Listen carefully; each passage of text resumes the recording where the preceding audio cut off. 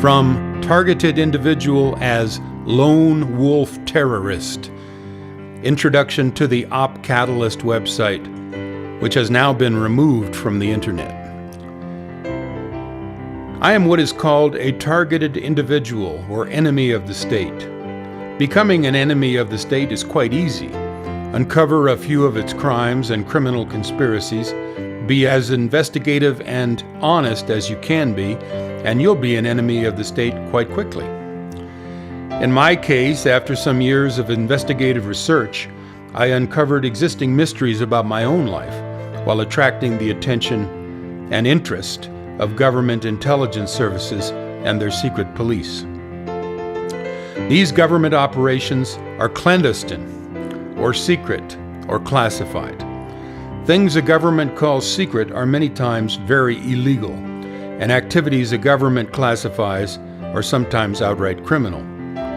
You can measure a government's illegality and criminality in the vast number of documents it conceals from public view. Governments which target persons in the way they have targeted me are mafia states, meaning the government operates in secret as a highly evolved mafia. The way a mafia targets people is by surrounding the target mostly with others connected to or owned by the mafia state. Informants, government employees, snitches, lackeys, and the reason for this is because you are of more value to the government than you are a physical threat. In my case, I was targeted at a young age because of my artistic skills, observational abilities, and computer programming knowledge for what the Canadian and American governments have been testing on me, which is a highly sophisticated wireless surveillance and an unbelievably advanced intelligence and military technology. It goes under various names. I call it virtual telepathy, or VT. It's called remote neural monitoring and prompting, brain repatterning, and EEG fingerprinting. Basically, it's a way to wirelessly monitor anybody using the body's biometric displacement field and also computer interfacing the target's brain patterns. This transforms a target, that is, a responsive target, into a test subject for a super spy, soldier, and super policing program. Virtual telepathy, VT, is a bit of a parlor trick, being a combination of hands-free biometric surveillance and remotely prompting the human target to receive and acknowledge these prompts. It may seem like telepathy, but it's only one way.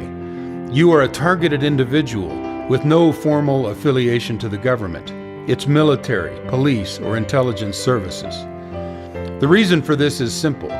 This elaborately advanced surveillance technology and its clandestine handlers will drive you insane. It is a weapon, and it is also the most powerful of weapons, being invisible. Imagine wearing a set of wireless earbuds or Secret Service ear prompter, where you are receiving wireless radio instructions day and night, even in your sleep. To wake up, to go for a walk, to turn left, to turn right, to stop, to start, to nod yes, or shake your head no, like an obedient soldier.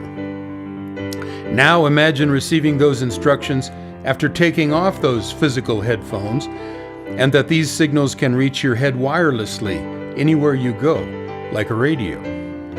You can understand why intelligence, military, and police desire this immensely, as there are no communications which can be monitored or intercepted by a third party.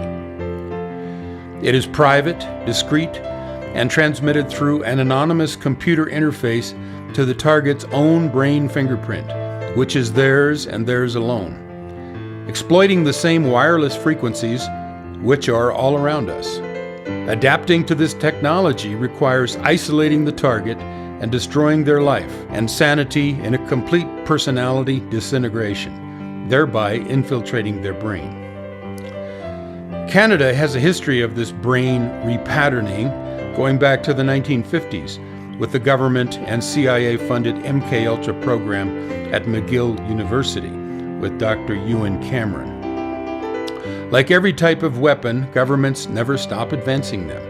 It took me a long time to adapt to the VT weapon I was and am subjected to, over 10 years.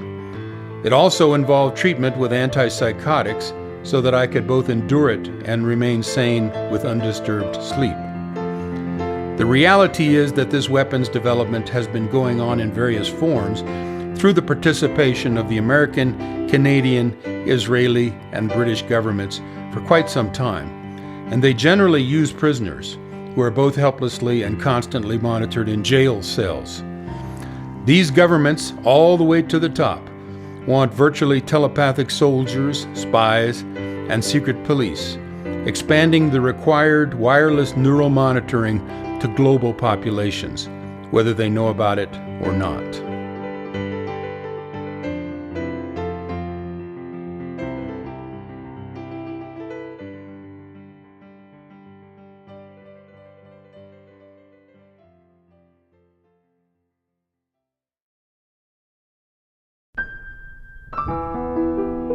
In his YouTube Deceive and Hide, Jewish Mob Stalking Culture, Canadian targeted citizen Stephen O'Keefe states, "With so many Jews involved with methods of deep psychological torment directed at me for so many years, it is impossible that these methods are not culturally Jewish, known by all Jews above a certain age.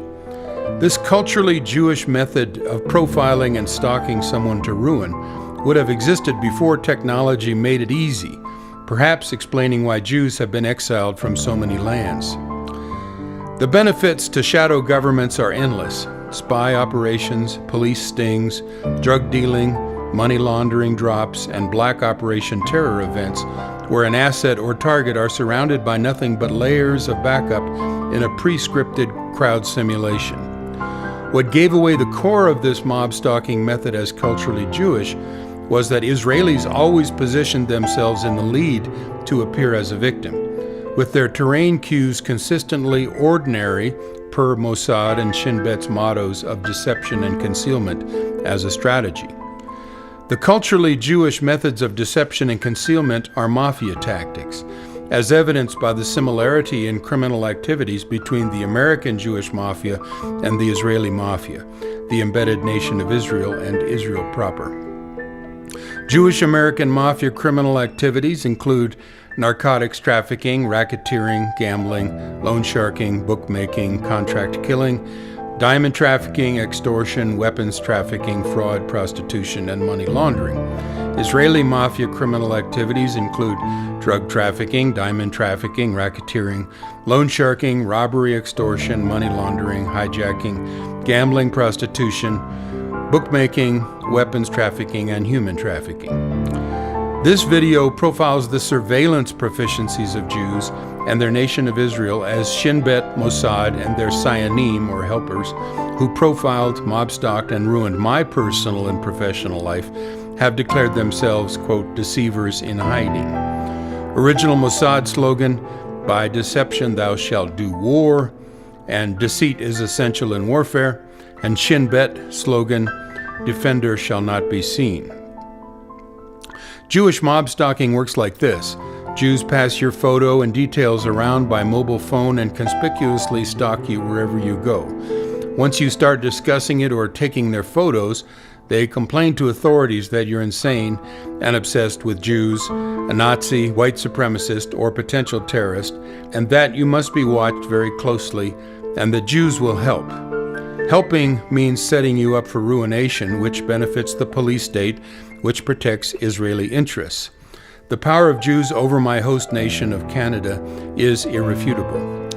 So, CSIS, Canadian Security Intelligence Service, the RCMP, Royal Canadian Mounted Police, the Toronto Police Service, and the nation of Israel embedded within Canada, expanded my targeting to develop a GPS terrain surveillance and queuing system.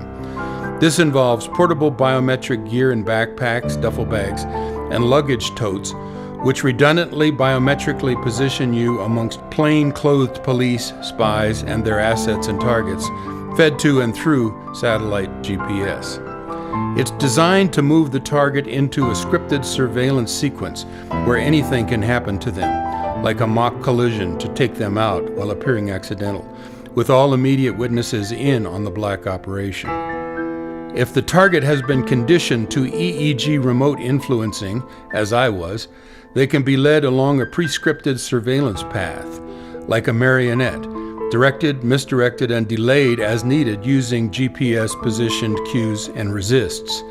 The cueing system covertly deployed around me uses any object or mark on the terrain, other people in the biometric field, or even GPS-located aircraft in the sky.